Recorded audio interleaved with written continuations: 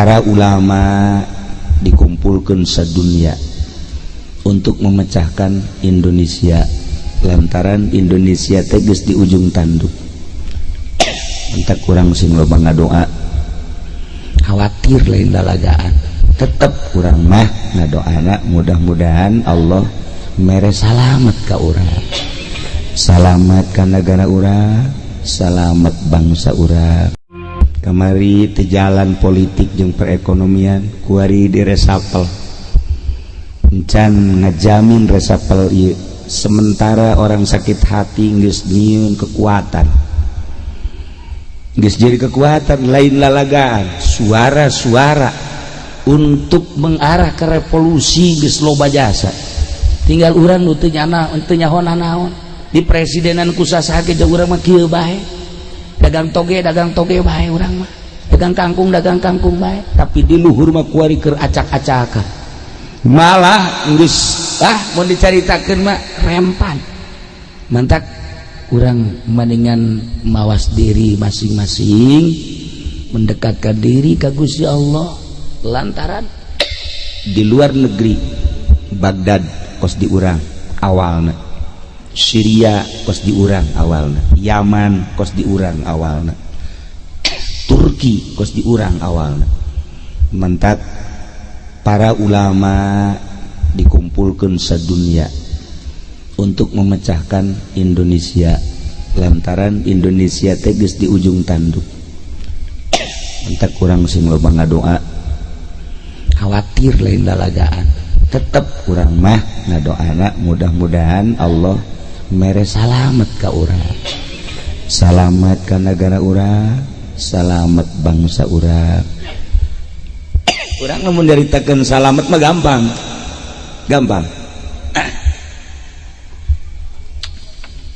tapi lamun orang nyaritakeun per provinsi kuari Inggris, per provinsi Inggris nyaritakeun salamet mak mudah-mudahan amin, mudah-mudahan salamet amin. Tapi di luar ieu kapan loba jasa provinsi-provinsi aduh hese nyaritakeun modal poso dan lain-lain sebagainya. Para jamaah kaum muslimin wal muslimat rahimakumullah, malam ieu teu aya deui nu dicaritakeun iwalti haul akbar, terutama haul kiawian, sekaligus nyaritakeun tentang masjid nu alhamdulillah saat ieu masjid geus mentereng dibangun sedemikian rupa, lain teu anyar ngan tukang basna leungeunna kurang lalempeng, jadi kos ieu lah bentukna. Alhamdulillahirabbil alamin. Tapi ieu ciri kampung kumaha masjidna. Ketika masjidna kokoh berarti iman orang dinya kokoh. Ketika masjid eta teu kokoh maka iman eta kurang kokoh. Aya nu unik etik ye dibayah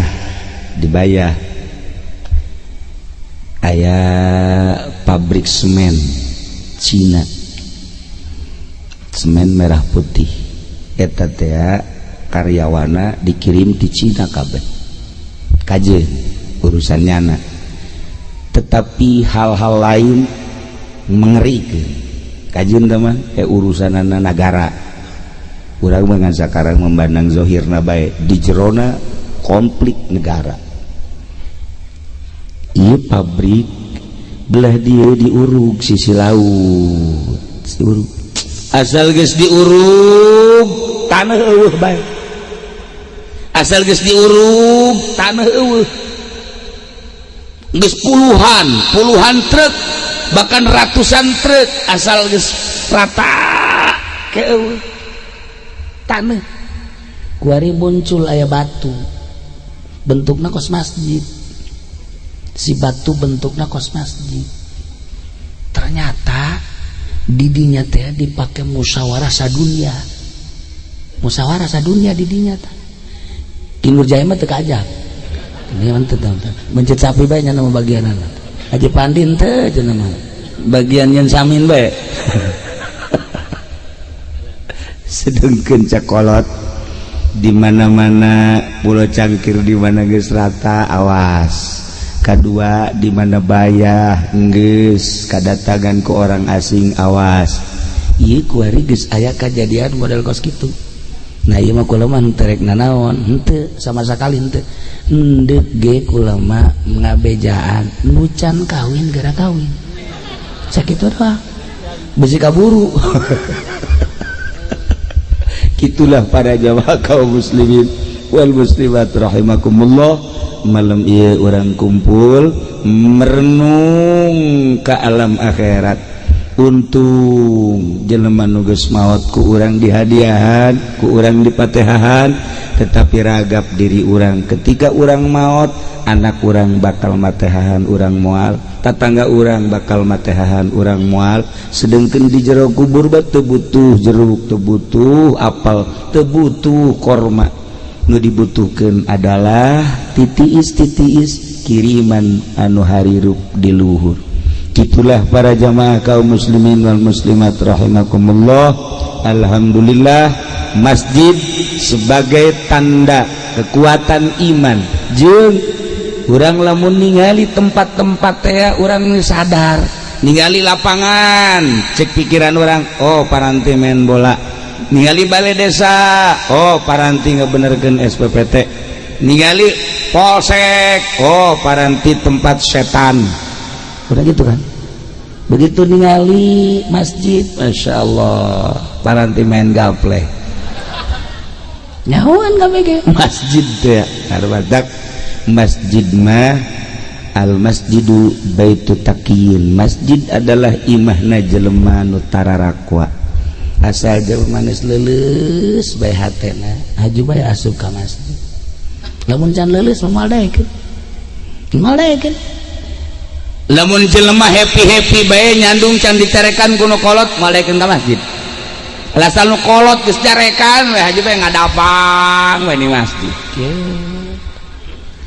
Di masjid kula ge eta aya jelema ngahape babari ngedeng. Kula mah teu engah. Asal kula salat nana ngahape, asal salat ngahape. Kabelah dieu ku sering nanya ka ieu, eta si jelema bari nang karakong ngahape bae kunaon? Nyandung kiai. Oh, paingan. Berarti hubungan jeung nu ngorak. Di masjid jelema eleh main di Cilongok, mah di Cilongok bae. Beak kabeh eleh main ka masjid kieu. Asal kula liwat ka masjid ngan aya, asal kula nanya di eta sih eleh main cenah kiai. Oh ya bu masjid aing pake lelecehan kitu budak. Tapi antepkeun daripada nyana ngunculungkeun ka sumur dibandingkan ka masjid. Ieu ge asalna ieu masjid kos kitu tipena ieu. Tipe bangsa eleh main ka dieu. Pelarian anu nyandung disarekan ka dieu, salah geus. Iya masjid lain lalagaan ya. Nikmat nuandak wa takaffalallah. Allah nanggung. Man kana baituhu al masjidah ka jelema anu imahna masjid. Masjid baitu kulli taqiyin. Imah setiap jelema nu takwa jeung Allah nanggung ka jelema nu imahna masjid. Ditanggung ku Gusti Allah. Lamun urang geus memiliki masjid berarti urang teh geus asup ka imah Allah. Lamun urang geus memiliki masjid, urang geus asup ka imah Allah. Ku Allah dijamin setiap jelema anu imahna masjid dijamin ku Gusti Allah. Jamin tina naon? Ieu nu untungna ieu minar roah wal jawaz ila sirat, minas sirat ila jannah. Dijamin ku Gusti Allah tina kasenangan, rahmat jeung nu paling indah adalah liwat di jembatan Shiratal Mustaqim menuju surga. Ieu masjid. Ieu leutik we ieu masjid tapi tanagana gede jasa. Diisian ku lembur ieu asana moal naon kitu ngaranna? Moal mahi, moal pinu, moal mahi. Moal muat. Masjidna leutik kampungna gede tapi tanagana gede. Lain cakula tapi cakangjing Nabi tanagana lain lalagaan. Wa takaffalallahu man kana baituhu al masjidah. Allah nanggung jawab ka jelema anu imahna masjid, ditanggung minar rawahi warahmati wasyirat wal jawaz minas syirat ilal jannah. Gugus si Allah ditanggung senang, ditanggung rahmat, ditanggung jaga di akhirat, liwat di jembatan Shiratal Mustaqim menuju surga. Lamun orang dedelean mata orang salah, ieu masjid kos kieu amat, tapi maknana bakal nyebrangkeun urang dieu tiblah dieu neraka ka surga. Ya Allah, ih lain lalaga dia cak kanjeng Nabi eta mah ditanggung jawab yang nyebrangkeun jelema ti dieu ka ditu ka surga. Nah, urang dieu nu kamari nempelkeun cat eta geus meuli tiket. Mantap guys, pokoknya wadah cat tadi dia ya. Aduh, anu kamari meuli paku, wah geus mantep. Alah cenah ieu mah urang dieu mah kamari teh ngan seukur sabagian encan, kuari encan kabagian aya nu loba keneh nu encan mere, kumpulkeun bikeun ka Haji Jaya kena kawin deui. Teh ieu lain lalaga di tanagana gede jasa dan mantap. Urang setiap nulu masjid, urang mah nuluna ku mata ieu bae. Bagus amat, jore amat, gede amat, letik amat, tapi lamun urang ningali ku mata ieu teh Allah nanggung jawab ngaberangkatkeun urang nyebrang jembatan Shiratal Mustaqim menuju surga. Sadajan letik masjid, mudah-mudahan urang dieu kabehan kejaga dipuateun ka dieu. Nyebrang di jembatan Shiratal Mustaqim salamet. Sehingga orang dia kebehan bisa nyebrang melalui masjid ieu salamet kabeh menuju surga Allah Subhanahu wa taala. Di lain tempat masjid sarua bae, yu urang ropea masjid sing hade. Ulah ngabanguna aya kotoran di masjid kemudian dipiceun eta teh geus termasuk tiket ka surga. Micen kotoranana doang, micen kotoran tiket ka surga. Nu kamari teu kabagian ngabangun masjid delekeun mun aya kotok ngising teugean. Mun eueuh bae kotok-kotok urang gadenyakeun ngising sia. Itulah para jamaah kaum muslimin wal muslimat rahimakumullah. Nah iyalah urang nu mantak daek dieu kieu ge urang hayang salamet. Adapun fasilitas menuju keselamatan aya di diri urang. Sakumaha urang dek diangkat jadi wali ku Gusti Allah, ulah neangan nu eueuh fasilitas jang wali aya di diri urang. Napakuran mata urang bisa jadi wali, napakuran ceuli urang bisa jadi wali. Dina harti fasilitas nu dibikeun ku Gusti Allah ka urang ialah jang menuju jadi menuju neangan menuju mencapai ridho Allah Subhanahu wa taala. Cuman ngutak ngatikna hungkul nu kudu aya nu nuduhkeun. Kitulah para jamaah dek menuju dek neangan ridho Allah fasilitas nu aya di urang. Ketika urang dibere harta eta teh fasilitas jang menuju ridho Allah. Dibere ku Gusti Allah, urang teh dibere fasilitas meureun, urang dibere tanaga gede jang babantu neangan ridho Allah melalui tanaga.